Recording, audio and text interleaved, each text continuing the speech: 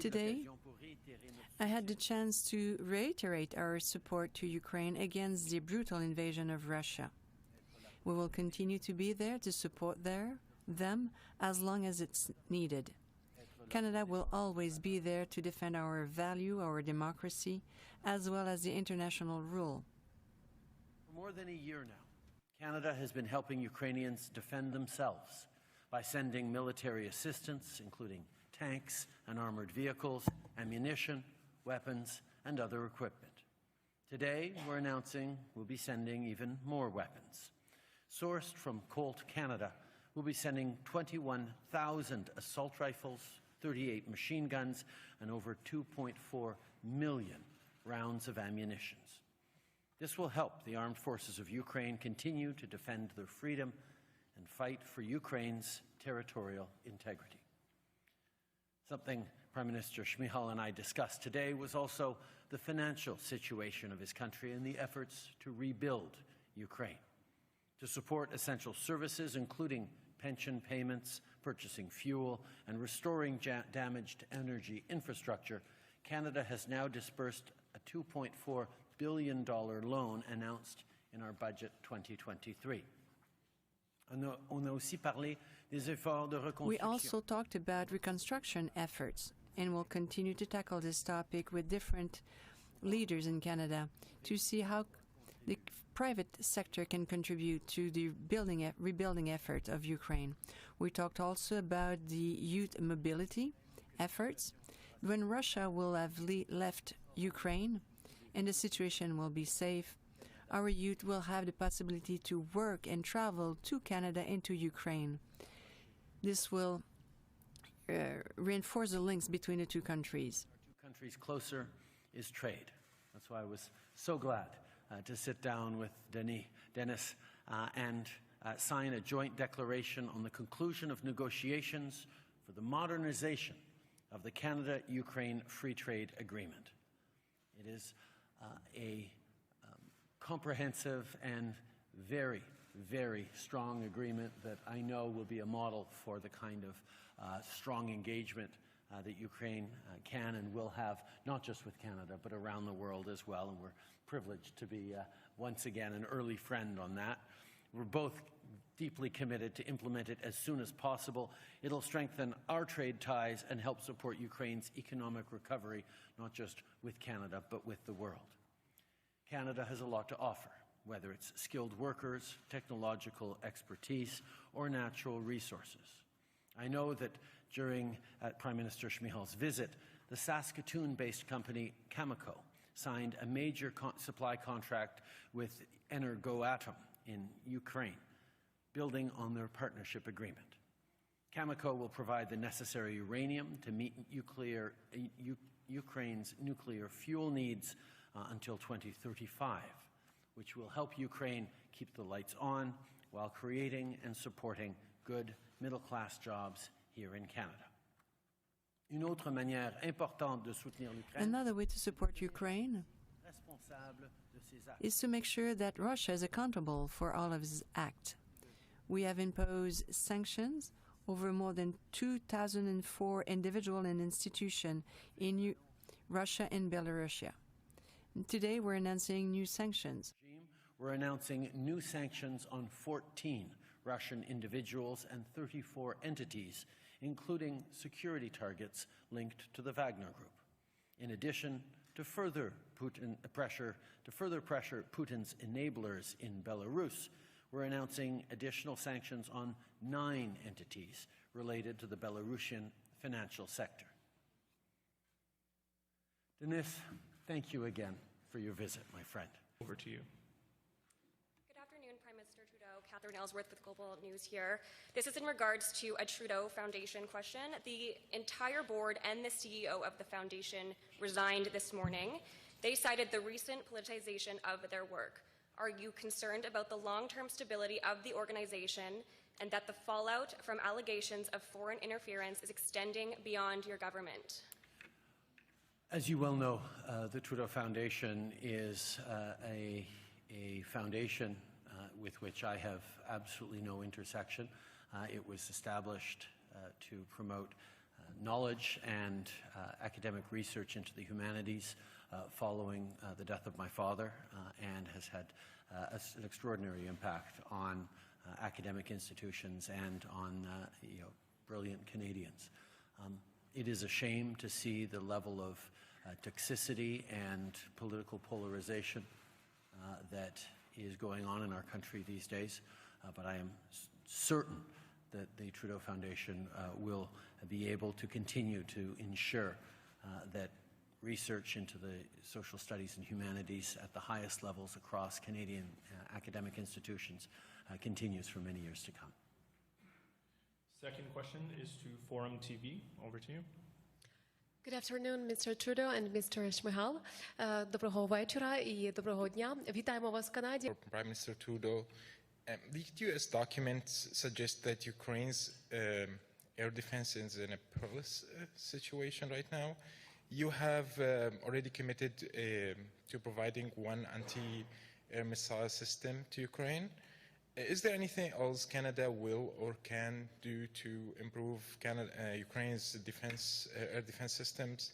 And do you have any comments on the leaks in general? We will continue to support Ukraine with everything needed for as long as necessary. We stand with Ukraine, and we always will.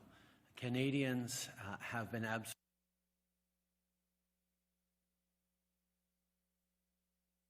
in Canada, but there have been so many strong and impactful members of the Ukrainian Canadian community over the past decades that I think, as Vladimir Putin was surprised at the strength of Ukrainians defending themselves in those first days of the war, people around the world were surprised to discover how courageous and strong and valiant Ukrainians were. Canadians were not so surprised because we have had the privilege of knowing Ukrainians among us for many, many, many decades, and we know the kind of strength and resilience you have. The support we will continue to deliver, military, economic, humanitarian, trade support, commercial support, working with grains, working as friends on building a prosperous future for ourselves and for those who share our values around the world will continue. We will always step up, and I have no doubt in my mind. I have full confidence that Ukraine will prevail. Trudeau, I've been speaking with retired Canadian military who are in Ukraine helping train Ukrainian fighters, as well as international retired military. They put together a report that details and alleges that, unfortunately, Ukrainians' command structure, military structure, is still operating in a Soviet era. They're not using NATO training, and they say that it's costing lives, it's costing resources, and it's prolonging the war. As Canadians and our government give billions of dollars to Ukraine, is that a concern for you? I actually disagree with that report in how you've characterized it. One of the reasons the Ukrainian military has been able to stand so effectively against the Russian invasion this past year has been because countries like Canada and others have been there for many years here. Canada showed up in about 2015 with Operation Unifier to help train the Ukrainian Defense Force, and we have now trained over 35,000 members of Ukraine's military, and that has made an extraordinary impact in their ability to execute on some very sophisticated military maneuvers, and been incredibly successful and continue to be so, and will continue to be so. Obviously, much of the equipment they have is Soviet era, which is why we are so active in delivering some of the more modern Western technologies that we have. But I would not for a second hesitate in characterizing the abilities and the approach of the Ukrainian military forces and the volunteers and those who serve as being exceptional, and one of the reasons why we are still seeing such strength from Ukraine and Ukrainians well over a year into what was supposed to be, a couple of weeks of Russian overwhelming Ukraine's. Putin miscalculated, and it is to the world's benefit that Ukraine is as strong as it is. Let me follow up for Prime Minister Trudeau. Prime Minister Trudeau, are you willing to say publicly to Canadians that Canada is now in a proxy war with Russia? If you can give us a yes or no answer and a brief reasoning why or why not. Russia's illegal invasion of Ukraine upended 80 years of peace, stability, and security around the world, one of the most prosperous eras the world has ever known. We have all benefited from that immeasurably everywhere around the world. Russia's decision to end that peace, to violate the UN Charter, to overturn international law, to arbitrarily choose to redraw lines on a map,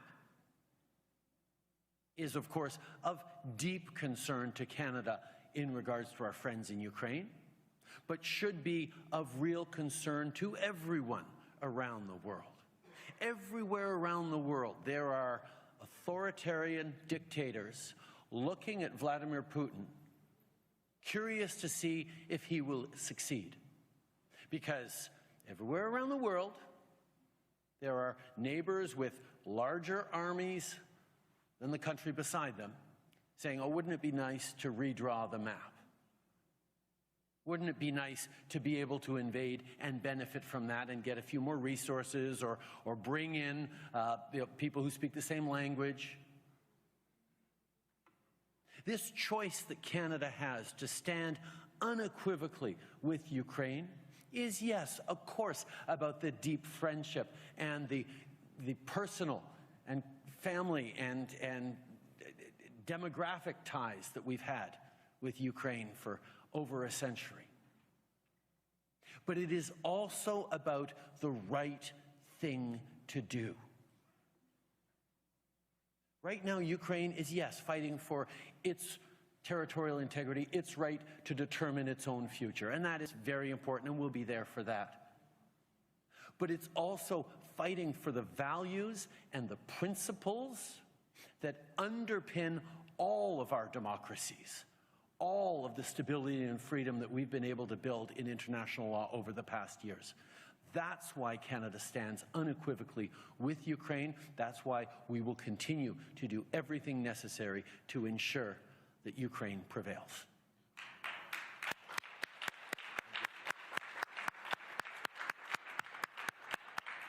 Question, question? It's great to see both countries on the same stage. After all, we have the same great neighbor. Ukraine is experiencing an invasion and a war. Most Canadians may not know it, but we're having a similar invasion in the North Pole, which we'll learn about very soon. Both of you have mentioned democracy, democratic values, and the greatest threat, it seems, war or no war, to the world of democracy is Soviet disinformation and or Russian disinformation and hacking. Soviet, because everything continues on in the same way. The question to Prime Minister Shmyhal, what is Ukraine doing in terms of countering this Russian disinformation? And to Prime Minister Trudeau, maybe on a lighter note, your website has been down today. Is that due to Russian hacking? So thank you for your question. I should emphasize that Ukraine for the last 9 years in war with Russia, and it was not only military war in military sense. It was hybrid war, which include all kinds of aggression. Hybrid aggression in sense of migrant influences on the European Union and on the Ukraine, cyber influences, disinformation influences, propaganda influences, and energy blackmailing of Ukraine and European Union. So during the last 9 years, we were under strong and very strong pressure of Russia by the hybrid methods of attack on Ukrainian infrastructure, society. What we have implemented in Ukraine, first of all, we create all the infrastructure to deter Russian propaganda and Russian influences, hybrid influences on Ukrainian society. We closed all their channels for this propaganda and disinformation. Our secret services works for the last years. We work closely with intelligence of European Union, United States, Canada, and we create very strong cyber security centers in Ukraine, anti-propaganda and anti-disinformation center in Ukraine. We work closely with our European partners and share this experience, great European experience, with our partners, and especially in the cyber sphere, in the cyber security, because during these 9 years, Russia many thousand times attacked Ukrainian infrastructure, civilian energy infrastructure by cyber attacks. And during this war, we have hundreds and thousands cyber attacks on our infrastructure.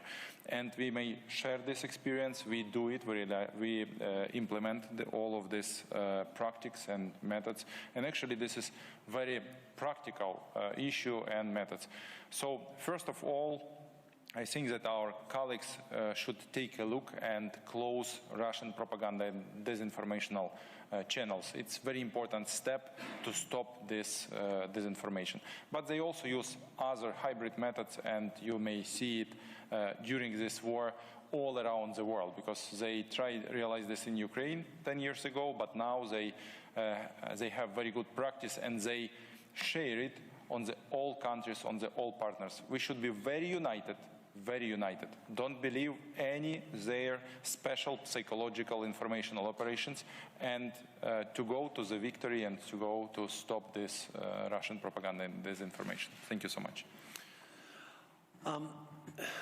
As you know, it's not uncommon for Russian hackers to target countries as they are showing their steadfast support for Ukraine, as they are welcoming Ukrainian delegations or leadership to visit, so the timing isn't surprising. But in case anyone was wondering, Russia being able to bring down an official Government of Canada webpage for a few hours is in no way going to dissuade us from our unshakable support of Ukraine. Okay. The Mass Casualty Commission has made recommendations to address the issue of intimate partner violence in Canada. Are you considering taking up their recommendations, including appointing a national office that tackles gender-based violence and a national registry of IPV offenders? The Mass Casualty Commission, following the worst ever mass killing in Canadian history, of 3 years ago in and around Portapique, Nova Scotia. The Commission did extraordinary work. 3,000 pages worth of research, reflection, and recommendations. And we are taking the time to look very, very carefully at all those recommendations. And I can tell you we will be talking soon about how we will be moving forward, including on some very, very strong recommendations on combating intimate partner violence. Canada has, for the past number of years, moved forward with a very strong gender-based violence strategy. But there is always more to do, and that's exactly what we will continue to look at, including drawing on some of those excellent recommendations. In regards to the CEO and the board of directors resigning from the Trudeau Foundation, given that they cited politicization, will you continue to appoint people connected to the foundation to do work for your government? Those people who are trying to get short-term political gain by increasing polarization and partisanship in this country, by launching completely unfounded and ungrounded attacks against charities or foundations, must not succeed. Canada is a place where we support good works of all different types, and we need to continue to do that. I have no doubt that the Trudeau Foundation, like foundations and charities that conservative politicians have attacked in the past, will continue to do the excellent work that it will do. But as I've said many times, it's a foundation in my father's name that I have no direct or indirect connection with.